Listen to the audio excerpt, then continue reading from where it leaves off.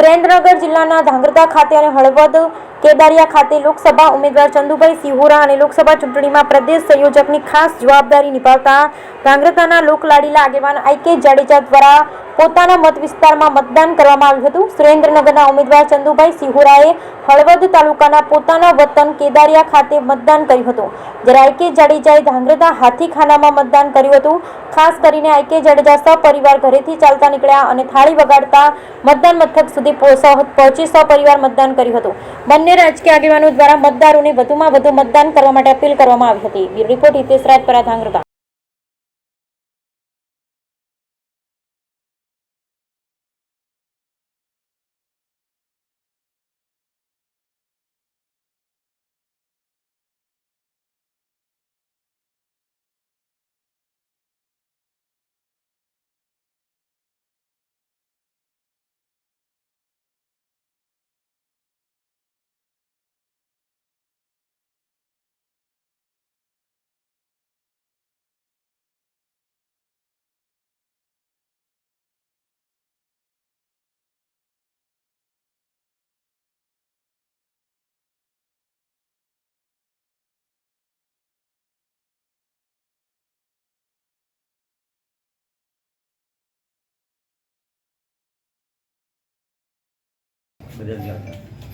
લોકશાહીનું મહાપર્વ,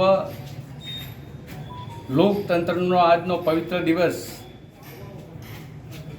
લોકસભા માટે જ્યારે મતદાન યોજાઈ રહ્યું છે ત્યારે આવો આપણે સૌ સાથે મળીને મતદાન કરીએ। વિકસિત ભારત માટે દેશના વડાપ્રધાન માનનીય નરેન્દ્રભાઈ મોદી અથાગ પરિશ્રમ કરી રહ્યા છે, ત્યારે આપણે આપણા વોટની કિંમત સમજીએ અને આપણા મત થકી વિકસિત ભારતના નિર્માણના કાર્યમાં સહયોગી બનીએ। ગુજરાત અને દેશે અનેક ક્ષેત્રોમાં નવી પ્રગતિ કરી છે। દેશની અર્થતંત્રને મજબૂતાઈ આપવાની સાથે સાથે આપણી સાંસ્કૃતિક ધરોહરને ઉજાગર કરવાનું કામ માનનીય નરેન્દ્રભાઈ મોદીએ કર્યું છે અને સમગ્ર દેશમાં આમ સમાજ માટે સમાજલક્ષી, વિકાસલક્ષી અનેક પ્રકારના હિતકારી જ્યારે કાર્યો થયા છે, ત્યારે એ કાર્યને આગળ ધપાવવા માટે આપ સૌ મતદાન અવશ્ય કરો। ભારતીય જનતા પાર્ટીની તરફેણમાં મતદાન કરો અને પ્રત્યેક બૂથમાં ભારતીય જનતા પાર્ટીને વિજય બનાવો, એવી આપ સૌને હું નમ્ર અપીલ કરું છું।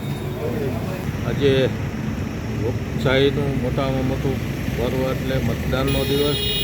હું આજે ભારતીય જનતા પાર્ટીના ઉમેદવાર તરીકે મારા ગામમાં મતદાન કરી નીકળ્યો છું અને આજે બધા જ આ વિસ્તારના તમામ સુરેન્દ્રનગર લોકસભા વિસ્તારના તમામ મતદારોને અપીલ કરું છું કે આપ મોટી સંખ્યામાં અને આનંદ ઉત્સવ મનાવીને લોકશાહીના પર્વને આપણે ઉજવીએ। તમામ મતદારો આજના દિવસે સાંજ સુધીમાં જેટલું હોય એટલું બધું જ મતદાન કરવાની આપ બધાને અપીલ કરી રહ્યો છું।